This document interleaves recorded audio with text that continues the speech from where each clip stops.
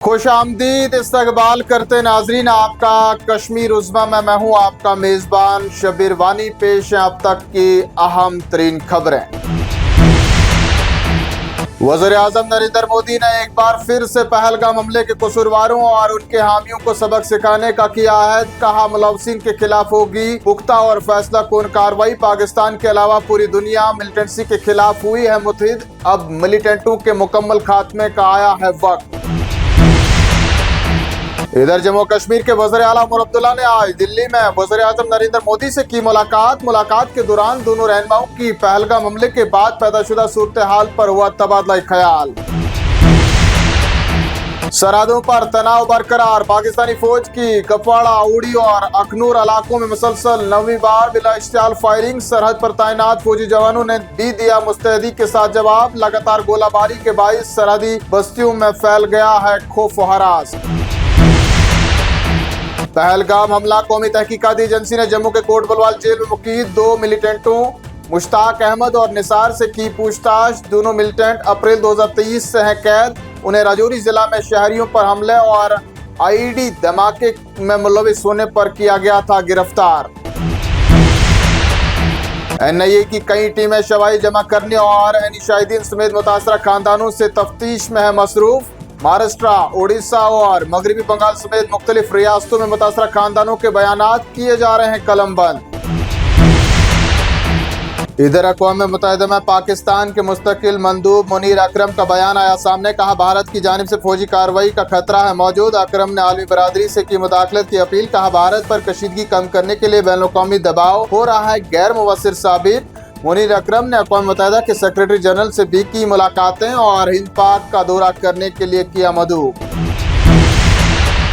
Jammu Kashmir national conference के सदर और साबिक वज़ीर आला डॉक्टर फारूक अब्दुल्ला का बयान। कहा जब तक हम मिलिटेंसी का डटकर नहीं करेंगे मुकाबला तब तक कश्मीर में अमन और खुशहाली नहीं बन सकेगी यकीनी। फारूक अब्दुल्ला कहते हैं पहलगाम हमले में जहाँ बहक होने वाले सईद आदिल हुए हैं शहीद। आदिल ने जीता है पूरे मुल्क का दिल। अपनी जिंदगी दाव पर लगाकर हकीकी इंसानियत और कश्मीरियत का किया है मुजाहरा।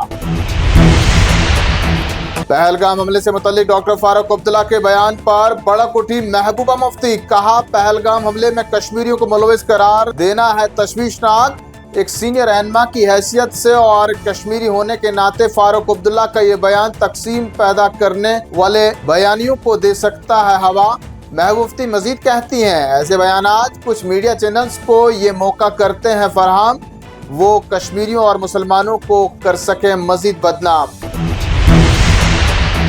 वहीं नेशनल कॉन्फ्रेंस के तर्जुमान आला तनवीर सादिक का भी आया बयान सामने। महबूबा मुफ्ती पर जवाबी हमला किया। कहा झूठ बोल रही है महबूबा मुफ्ती। डॉक्टर फारूक अब्दुल्ला ने अपने बयान में कश्मीरियों या मुकामी लोगों का नहीं किया है जिक्र।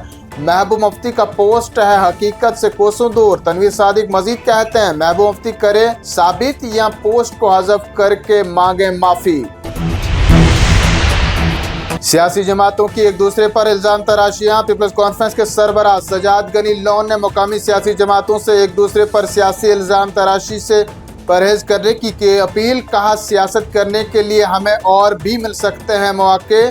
फिल वक्त हमें सब्र तहम्मुल से लेना चाहिए काम। लोन ने मजीद कहा कश्मीर में ऐसे यूट्यूबर्स भी हैं कीमाजन जो मनफी बयानिए पेश करने की कोशिशों में है मसरूफ। ऐसी सूरत हाल से उनको मिल सकता है कश्मीर की मनफी तस्वीर पेश करने का मौका। भारतीय जनता पार्टी के सीनियर लीडर सुनील शर्मा का बयान। पहलगाम हमले में मुलविस अफराद को किसी भी सूरत में नहीं बख्शा जाएगा। भारत की तारीख का है ये पहला ऐसा वाक़ा जिसमें सयाहों को बनाया गया निशाना। सयाह हैं कश्मीर की मईशत की रीढ़ की हड्डी। अब वो खौफजदा और गैर यकीनी सूरत हाल से हैं दो चार। जिसने 20 सयाहों का किया है कत्लेआम उसको सबक सिखा कर ही लेंगे दम।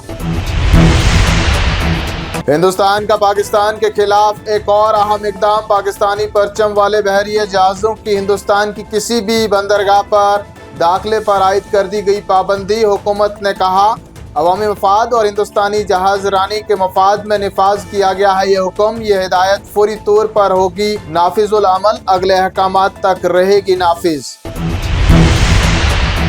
इधर कौमी सलामती और अवामी पॉलिसी के पेश नज़र हुकूमत हिंद का एक और अहम कदम। हिंदुस्तान में पाकिस्तान से हर किस्म की अशिया की दरामद और तरसील पर भी आयद कर दी गई पाबंदी का इतलाक होगा उन तमाम अशिया पर जो पाकिस्तान से आज़ादाना तौर पर मंगवाई जा सकती हैं या किसी और जरिए से खरीदी जा सकती हैं। चलते चलते जानिए मौसम का हाल। अगले 2 दिनों के दौरान हो सकती हैं बारिशें, चल सकती है तेज आंधी। महकमा मौसमियात ने जारी कर दी एडवाइजरी। लोगों से तेज हवाएं चलने के दौरान झील डल, वुलर और दीगर आबी ज़खायर में शिकारे या किश्तियां चलाने से परहेज करने की अपील। 6 से 8 मई तक मौसम खुश्क रहने का इम्कान, महकमा मौसमियात का बयान। इन्हीं खबरों के साथ नाज़रीन आज का शुमारा पहुंचता है इख्तिताम को। आप मजीद खबरों के लिए हमें समाजी राब्ता का X, YouTube, इंस्टा के साथ साथ फेसबुक पर भी ज्वाइन करते रहें। जल्द हाजिर होंगे कुछ और खबरों के साथ, तब तक के लिए इतना ही।